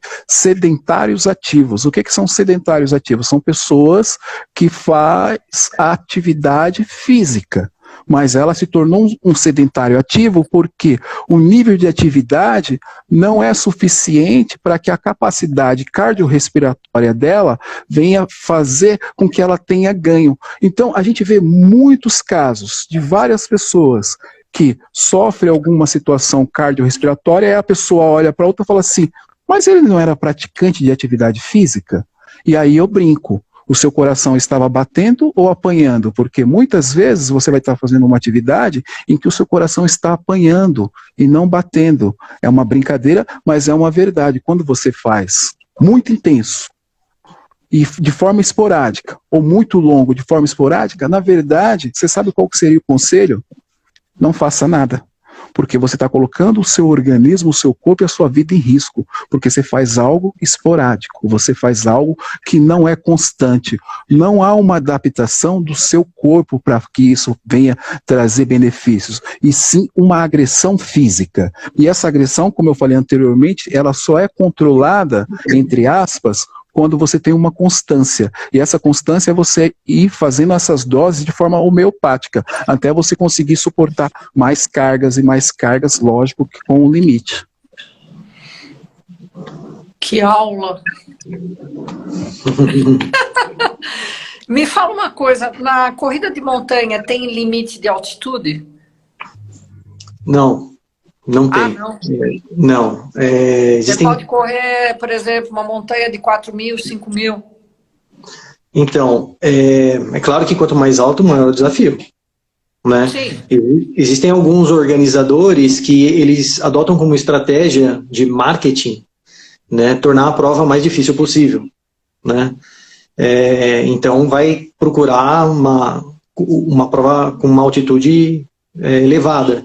Agora, alguns outros não, eles já procuram ter uma prova que atinja um público maior, então vai trabalhar em montanhas com altitudes menores. Além disso, Fabi, os locais onde as provas são organizadas precisa ter algum nível, alguma estrutura, né, mínima, né, para fazer essa prova. Então, é muito difícil você ver uma prova numa altitude muito elevada, não só por falta de estrutura, mas pelo risco que você coloca também os atletas, né? E nesse caso, por exemplo, existem normas em que a organização é responsabilizada? Existe sim. Inclusive, toda prova a gente tem que assinar um termo de responsabilidade.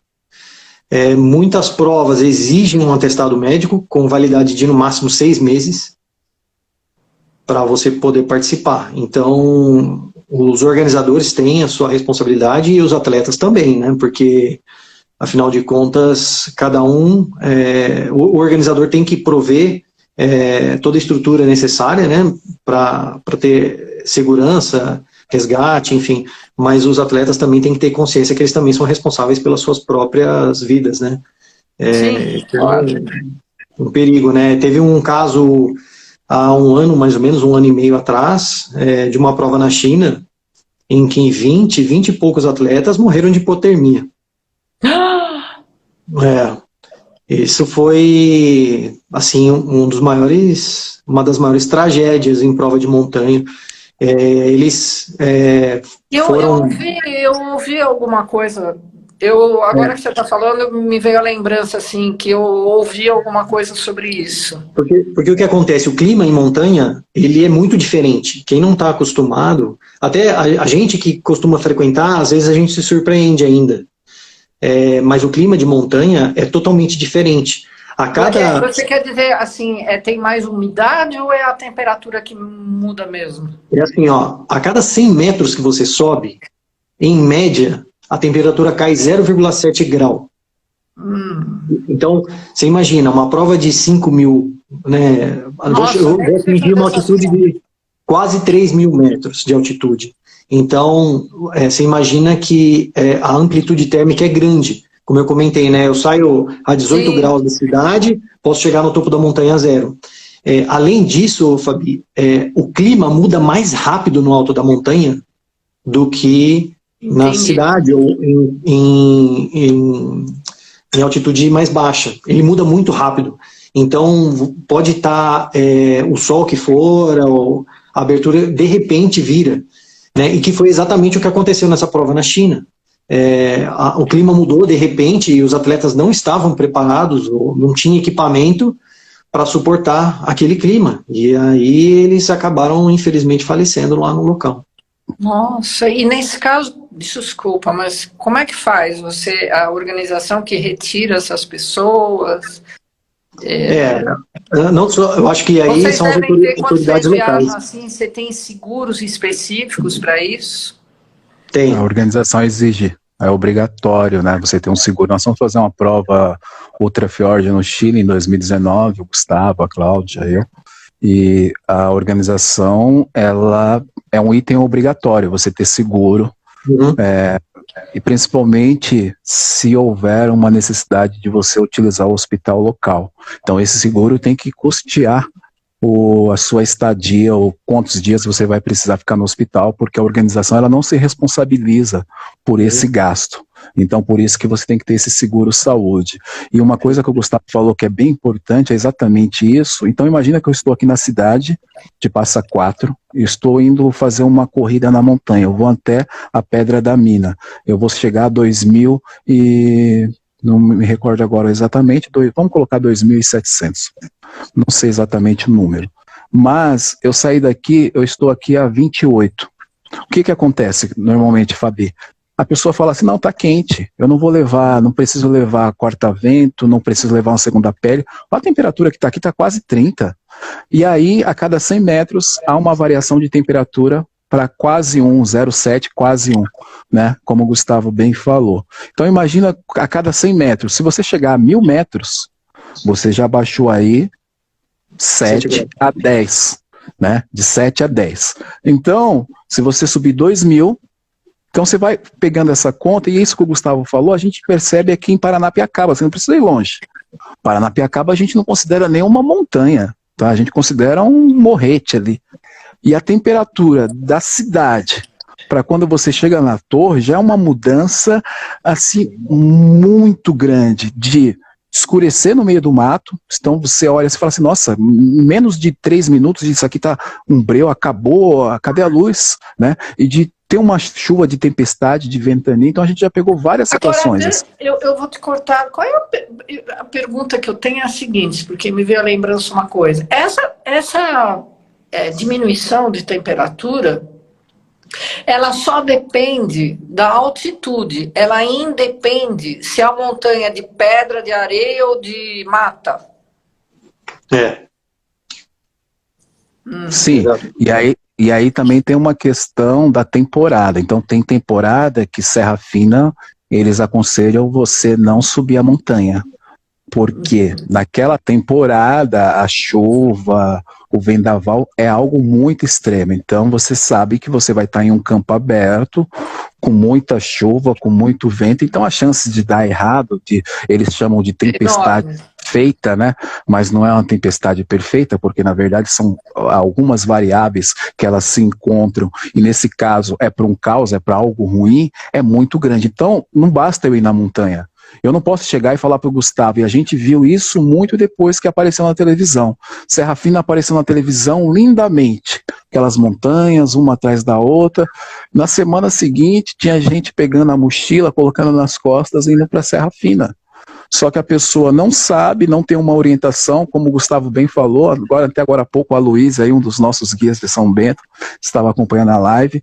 Então, assim, a pessoa ela não sabe, ela não conhece o local, ela muitas vezes baixa o GPX ou o Tracklog ali e vai para aquele local sem a menor orientação, né? E já teve vários casos de óbito, justamente porque a montanha, ela muda o clima sem avisar, e se você não tem condições, né, você vai passar um mau bocado, ou não vai poder contar a história no dia seguinte, porque infelizmente a sua vida se foi ali por uma situação que você imaginava que daria, né? Então, para fazer a transição da corrida de rua, ou mesmo de uma caminhada, envolve muito conhecimento. Muito, né? Conhecimento, muito estudo, né? Então, quando outro dia um amigo meu falou assim, nossa, você treina sempre no mesmo lugar, precisa sair da zona de conforto. Eu falei assim, eu prezo pela segurança dos meus alunos. E ao mesmo lugar, você ter uma repetição de mesmo lugar é justamente para memorizar, para facilitar e para você fazer com que as coisas que poderiam acontecer, você amenizar. E como que você ameniza isso? Você tem no conhecimento, não quer dizer que você vai estar acomodado, mas eu preciso ir para Paranapiacaba e saber quais são os pontos de fuga, se acontecer alguma coisa naquela trilha. Eu preciso saber quais são os tipos de animais peçonhentos que tem naquele local. Eu preciso saber onde que é o hospital. Se eu precisar do hospital, onde que é o hospital aqui em Paranapiacaba? Onde que é o hospital em Mogi das Cruzes, no Pico do Urubu? Onde que é o hospital próximo do Pico do Jaraguá? Então, ir para a montanha virou um hobby, mas muita gente não tem essa responsabilidade e essa preocupação com o outro. E aí, quando as coisas dão ruim, é como o Gustavo falou, a gente assina um termo, mas a gente também tem que ser responsável pelas nossas escolhas. Não é só falar assim, mas foi a Fabi que falou para eu ir lá. Mas você pegou todas as entrelinhas ali, você leu as letrinhas miúdas ou você leu só a parte principal, que era para ir para o Pico do Jaraguá, né? Então isso é importante, essa autorresponsabilidade, você entender o que é a montanha, você poder respeitar a montanha, porque quem não respeita a montanha tem grande chance de ficar pelo caminho. Então a gente, o Gustavo, a gente acaba sendo um percursor, um multiplicador dessas informações e dessas ideias, que a montanha é muito legal, mas você precisa ter alguns cuidados, e esses cuidados é você tendo toda a responsabilidade. É como o Gustavo disse, é melhor você carregar 5 quilos na mochila, e se você achar que a mochila está pesada, você emagrece os 5 quilos. porque ali você acabou chegando no peso ideal, né? Mas não deixar de levar uma jaqueta, um anorak, um corta-vento, uma manta térmica, uma comida a mais, né? Porque vai dizer que a mochila vai estar mais pesada. Não, não faça isso com a sua vida e nem com a sua segurança, né? A projeção de ir para a montanha não é só pensar que vai dar certo, você tem que fazer uma projeção e se der errado. Se dá errado. E como eu estou preparado. E o plano A e B e C. Exatamente, eu estou preparado. Eu saí hoje, um exemplo, eu estou saindo hoje para fazer agora um treino na montanha de 4 horas noturno, tá? Mas eu projetei fazer 4 horas. Mas e se der 8? E se der 12? E se eu errar o caminho, como o Gustavo bem falou, e eu ficar perdido na mata? Será que eu vou sobreviver até o dia seguinte? Porque o que dá sobrevida à montanha é justamente o kit de primeiros socorros, a sua alimentação, a água e os acessórios que você carrega. É o que dá uma sobrevida, né? E isso vai dar uma sobrevida para alguém te encontrar ou você poder caminhar até um local, porque muitas vezes você vai estar tão exausto em uma situação dessa, não somente fisicamente, mas também psicologicamente, que você não vai ter condições de caminhar 200 metros. A gente tem um caso, né, lá no Marins, do francês, que ficou lá não sei quanto tempo, e é algo impressionante. O tempo, a temperatura mudou da noite, assim, muito rápido, e ali ele não conseguiu achar a trilha. Ele era um cara habituado ali, acostumado aí, ele não conseguiu achar a saída da trilha. E aí ficou rodando, depois a esposa dele disponibilizou o GPS dele, ele ficou no mesmo trajeto, e ali fazendo muita força, ficou exausto, possivelmente ele dormiu. E morreu de hipotermia porque ele dormiu. Só que ele estava a menos de 300 metros de uma cabana. Às vezes a exaustão é uma coisa tão alucinante que a gente não consegue ver adiante, porque o cansaço faz isso com a gente. Então é importante ir para a montanha, vai com alguém que conheça o local, vá com guia local, estude antes. Não dá para ser no oba-oba. Eu acho que essa é uma informação que a gente acaba tendo que disseminar ela juntamente com todos os outros trabalhos, porque as pessoas só olham para a parte boa. O item segurança tem que ser muito trabalhado, né? É verdade. Sim. Tem que... Ô, Fabi... E me fala, nessas provas, tem mais homens do que mulheres? Geralmente, sim. Geralmente é mais homens. Mulherada Fabi, tem mais medo? Assim, não sei o motivo, Fabi. Juro, assim, eu não sei, mas geralmente a diferença não é muito grande, mas geralmente tem mais homens nas provas aí. Só complementando o que o Zulu falou, como preparação para a prova de montanha, depois de um tempo, né, que a gente viu esses casos, eu e a minha esposa, a gente decidiu fazer um curso de sobrevivência na selva. A gente fez esse curso com o Padilha, que recomendo aí, ele é uma referência aí no mercado em termos de treinamento de sobrevivência e também de primeiros socorros. Foi muito importante esse curso, para a gente estar preparado, né, caso aconteça uma eventualidade, né, a gente se perder e a gente poder aí ter recursos e conhecimento para poder sobreviver, né. Então a gente gosta de ter performance, a gente gosta de melhorar os nossos tempos, mas sem dúvida a segurança vem antes disso. Com certeza. A Tavares está falando aqui que já trabalhou em estação de esqui, conhece vários alpinistas e vários montanhistas. Você nunca consegue subir a mesma montanha 2 vezes. Talvez seja por isso a nossa grande paixão, porque você vai na mesma montanha e não é a mesma situação, não é a mesma coisa, não é o mesmo local. Isso muda, mas isso também serve para a questão da segurança. Você nunca vai, não é porque eu fui ontem em Paranapiacaba, estava tranquilo, que eu vou repetir isso hoje ou amanhã. Então eu tenho que estar sempre ali com os itens de segurança, tenho que estar sempre imaginando, e eu sempre escuto isso, Fabi, para que eu vou levar anorak se não está chovendo? Eu falo, é um item de segurança, mas pode chover. E aí você está imaginando terminar a trilha, tudo certo, mas e se você já teve casos de pessoas torcer o pé, e para a gente conseguir tirar da trilha levar mais de 4 horas. Então assim, Imagina se essa pessoa ela não tem uma jaqueta, se ela não tem um corta-vento, se ela não tem ali um alimento, a chance dela ter uma hipertermia é muito grande, porque ela vai ficar várias horas. E eu fui participar de uma prova que eles pediam 2 mantas, né, térmicas. E aí eu falei, nossa, de certa forma é um exagero. Depois eu fiquei pensando, não, que foi a Ultrafiord, Gustavo. Você imagina caindo aquela neve, aquela coisa, e você sentadinho ali, parado, esperando socorro. Nem numa situação dessa, você com 2 mantas térmicas, talvez você consiga sobreviver. O mais importante, existe 2 maneiras de você gerar calor. É o movimento, você se movimentando, ou você se alimentando. É lógico que o movimento ele acaba sendo mais eficiente. O alimento ele também é interessante, mas por si só, ele não vai gerar a necessidade que você tem naquele momento de calor para que você venha prolongar ali as suas horas diante da espera do socorro. Eu vou fazer uma última pergunta, porque eu lembrei de um caso que eu vi há pouco tempo.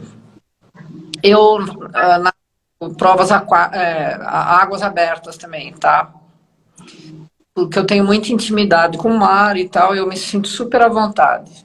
Porém, o que eu tenho reparado é que tem uma coisa é você saber nadar, e outra coisa é você conhecer o mar. E outra coisa é você se sentir absolutamente à vontade dentro daquele meio.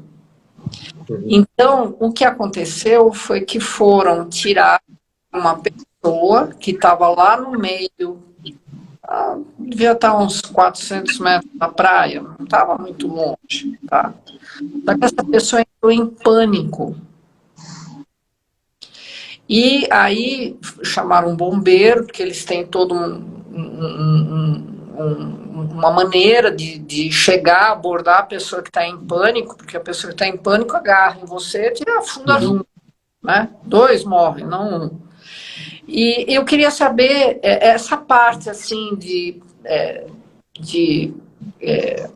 como é que eu posso dizer, psicológica, né?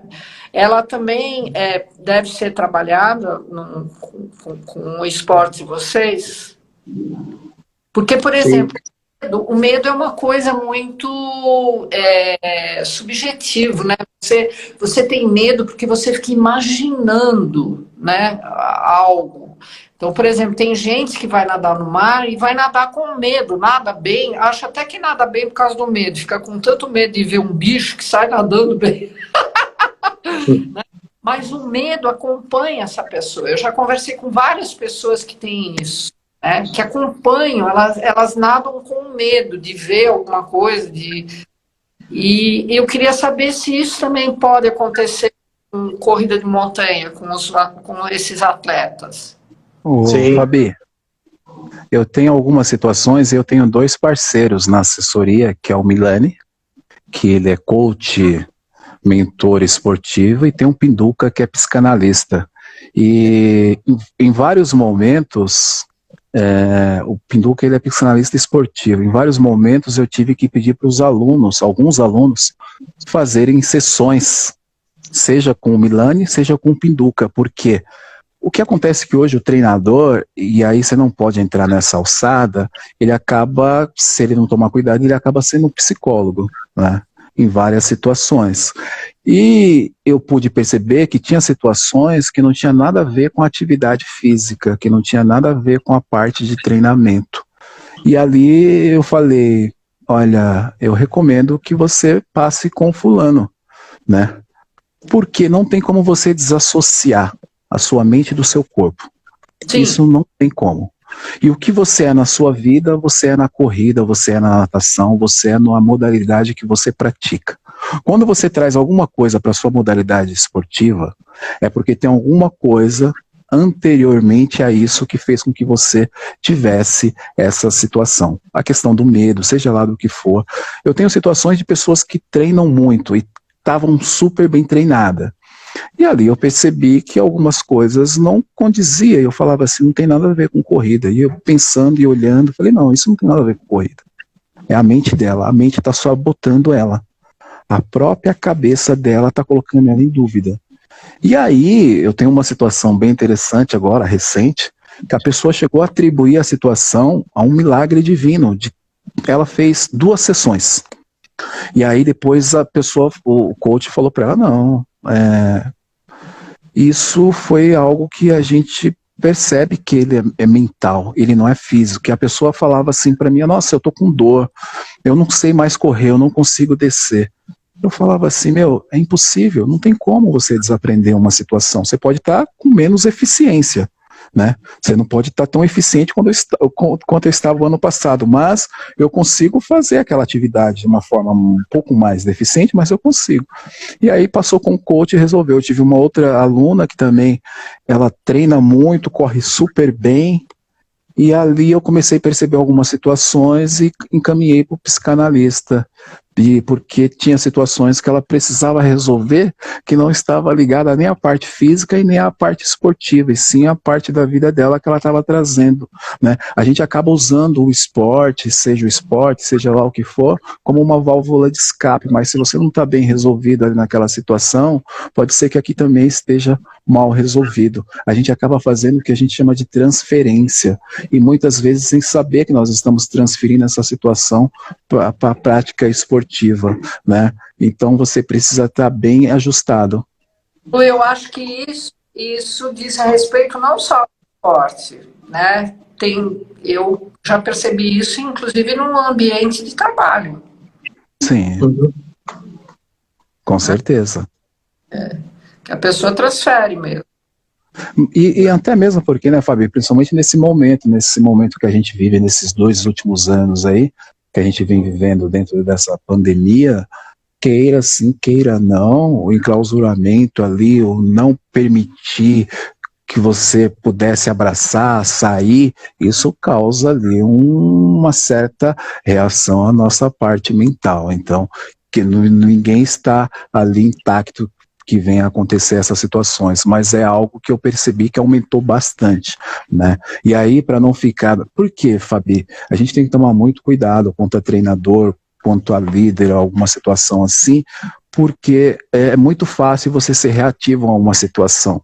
E antigamente eu era assim. Então o aluno chegava com uma situação e você já tinha praticamente uma resposta pronta. Quando você começa a entender o ser humano de uma outra maneira, você para, e eu até brinquei com uma aluna, ela falou assim, você não vai me dar bronca? Eu falei, olha, eu estou contando até 10, mas hoje eu espero 24 horas. Né? Falo só no outro dia, porque no outro dia eu vou ser extremamente racional. E aí, por quê? Aquele ditado que a sua mãe e seu pai diziam, a noite traz bons conselhos, vá dormir. Exatamente. E aí você tem que ser extremamente racional para pontuar situações com argumento e não entrar numa situação de conflito. Por quê? Se você entra na situação de conflito, às vezes a pessoa ela está numa situação tão delicada que ela vai transferir toda aquela situação ruim para você, porque você é a pessoa que está batendo de frente com ela, e ela vai fazer essa transferência não de forma intencional, ela nem sabe que ela está fazendo isso, mas porque ela acabou achando uma fuga, e a maneira dessa fuga realmente é reagir, é uma reação, e ela reage de uma forma irracional, não é algo direcionado. Olha, gente, eu não sei nem como agradecer, eu amei, eu acho que a gente tem que fazer mais uma live para continuar. Só agendar, Fabio. Ó, você sabe que tudo isso, vocês já pensaram em escrever algumas histórias sobre isso? Sobre tudo isso? São aventuras. Tem bastante caos. Não, mas o próprio esporte de vocês, ele gera história, né? Sim. Então, Fabi, eu vou falar aqui em primeira mão, nem os meus alunos sabem disso, ninguém sabe, tá? Então, em primeira mão para você aqui, lançando na live, tem um projeto juntamente com o professor Milani, nós com mais outros professores da Uninove também, nós vamos lançar um livro que chama Treinamento Mental para Corredores de Rua e Corredores de Montanha, mas ali vai ter uma abrangência do esporte em si. Como que você trabalha a sua mente? E aí a gente fala sobre o auto-coach. O que é o auto-coach? Né? Eu conversar comigo, eu estar em uma situação difícil, ali na montanha e falar assim, meu, você treinou, cara. Você vai dar conta desse morro aí, dessa subida. Isso é o auto-coach, é você conseguir sair de uma situação, e aí você tem várias formas de você criar um mecanismo, e eu já fiz isso várias vezes em minhas provas, então eu brincava, né, eu falava assim, Zulu, se você chegar até o quilômetro tal, tem um chocolate aqui guardado para você dentro da mochila. Você vai ganhar esse chocolate, mas você precisa chegar até o quilômetro tal. Então isso chama-se auto-coach, é um trabalho mental. Por quê? Quando a gente está em situação de dificuldade ou acuado em uma situação, a nossa forma de agir, de reagir àquela situação, é baixar a cabeça e se entregar e achar que está tudo perdido. Então, o auto-coach, você ter essa visão e falar assim, isso aqui hoje é mais um treino. O que o Gustavo vai fazer a semana que vem não é uma prova. É mais um treino. Na verdade, ele tem uma jornada durante essa trajetória desses 6 meses, que ele fez uma projeção para chegar nesse dia, ele fazer mais um treino. A diferença é que é um treino um pouco mais longo, mas ele e a Cláudia vêm fazendo um trabalho durante todo esse tempo para que a certeza que eles estão treinados para fazer mais um treino com uma duração diferente, um pouco diferente do que eles vinham fazendo, é que vai trazer essa certeza que é o treinamento. E não pode ter essa dúvida. Por quê? Você falou sobre parte mental. Se o Gustavo ou a Cláudia tiver essa dúvida que eles não estão preparados, pode ser que eles fiquem pela metade do caminho. Porque a geração da dúvida na nossa mente faz com que a gente vai soltando na nossa corrente sanguínea a parte ruim do corticoide, né? É a parte que vai fazendo com que você vai gerando uma dúvida, e eu chamo isso, Fabi, de acionar arquivos negativos. Você puxa as gavetas e a partir desse momento, quando você aciona essas gavetas negativas, você está criando, na verdade, uma zona de conforto para você se justificar da situação. Mas quando você consegue trabalhar o auto-coach, você fala, não, essa dúvida eu não vou entrar nela não, essa gaveta aqui eu posso fechar. Fecha essa também não me interessa. Opa! Eu não sei, mas eu já recorri a essa metodologia de dizer assim, por exemplo, durante as pescarias lá com meu pai, assim, não, mas tudo bem, nós estamos numa situação bem complicada aqui, mas é assim, ó, eu vou conseguir chegar até ali, quebrar por partes. Uhum. Exato. Você, em vez de falar assim, nossa senhora, estou ferrado, olha só, onde é que eu estou, onde é que está o barco, onde é que eu tenho que chegar, pelo amor de Deus, né, tem uma correnteza danada aqui, como é que eu vou fazer? Em vez de você projetar essa dificuldade imensa, você fraciona. Você corta ela, quebra ela em pequenas facilidades. Exato. Vai fracionando. Então, o Gustavo, se ele pensar nos 80K, pode ser que os 80K ele acaba vendo um monstro muito grande na frente dele. Mas se ele dividir, fracionar esses 80K por etapas, ele vai conseguir cumprir cada etapa. Então, ele, na verdade, ele pode escolher se ele quer dividir em 4 etapas, em 8 etapas, e aí ele vai cumprindo as etapas, ao invés de pensar no todo. Então, ele não precisa, você precisa dar um passo por vez. Você não precisa pensar nos 10 mil, ou nos 20 mil, ou nos 50 mil passos. Esses pequenos passos, eles passam tão rápido que quando você se dá conta, você fala assim, nossa, já estou no final. Exatamente. Exatamente. A corrida tem esse fracionamento também, Fabi, é importante. É assim. Gente, amei.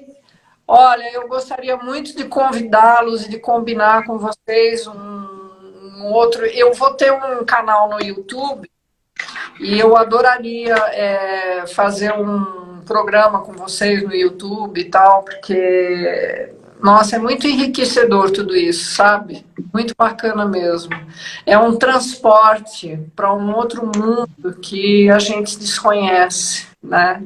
Então, eu só tenho a agradecer muito a vocês por terem transportado a gente para esse mundo maravilhoso que vocês fazem dele, frequentam e tudo mais. Foi Muito bacana, muito obrigada mesmo, viu?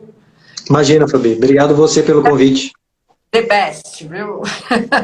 Que agradeço, Fabi, agradecer todos que ficaram aí até o final assistindo a nossa live. Muito obrigado. Tão bacana, então tão simples, algo complicado, né? Tenho muita admiração, viu, Gustavo? Obrigado, Fabi. Francês, chapeau. Chapeau quer dizer chapéu, isso é... Eu tiro o chapéu, parabéns, viu? Obrigado, Fabi. Obrigado pelo convite. Ah, imagina, ó, eu que agradeço. Super obrigada, viu?